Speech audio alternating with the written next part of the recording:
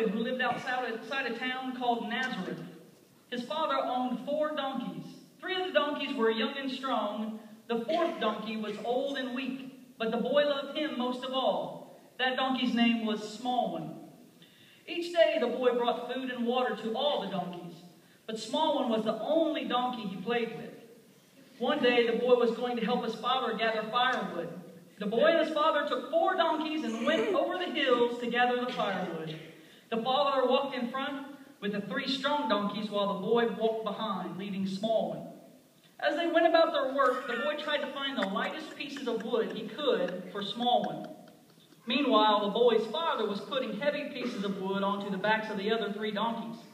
He saw that his son was only putting little sticks on Smallone's back. He didn't like it, but he said nothing. When it was time to go, the boy pushed Smallone up the hill. The little donkey was very tired. All of a sudden, there was a crash. Smallone had slipped down and dropped all the firewood. The boy hurried to pick up the firewood. He put a few pieces on Smallone's back and carried the rest himself. When the boy reached his house, the father was waiting and he was angry. "Don't you have enough work to do without doing small ones too?" he said. "Father, it's no trouble at all. I don't mind." As they walked home, the father spoke to the boy. "Son, Smallone can no longer carry a big load."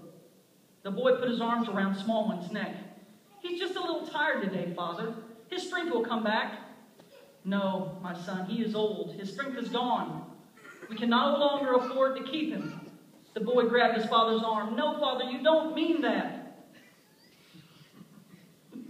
The boy grabbed his father's arm because he put it out there for him. "No, Father, you don't mean that." The father put his arm around the boy. "I'm sorry, son, but tomorrow I must take Smallwood to town and sell him. He will bring a piece of silver." The boy began to cry. "No, Father, no. You can't sell him. You can't." "Please, son, try to understand. Smallwood is old. He shouldn't have to work so hard. In town, he will have an easier life." As his father turned away to leave, the boy said quietly, "May I take him to town?" "Very well," said the father. "You can leave in the morning and be home by nightfall. But understand this, Smallwood must be sold." "Yes, Father." As the father left, the boy talked to his little donkey. "Don't worry, Smallwood. You won't have to carry these heavy loads anymore. I won't sell you to just anyone. He'll be someone special, someone who will feed you and brush your coat and love you like I do." The donkey was very sad. Somewhere out there is a special friend for you, and somehow we will find him.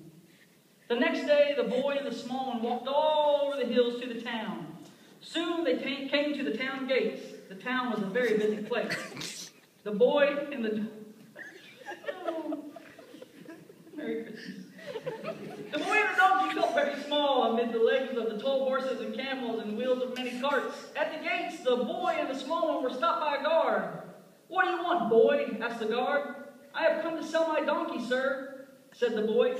The guard looked at the small one and laughed. "I know a man who's in such need of an animal. Go to the third shop inside these gates." Small one and the boy found the shop and went inside. It was dark and it smelled very bad. They looked frightened. "Don't be afraid, small one." They looked around and then they saw a man sharpening a knife. "Hello," called the boy. The man came towards them.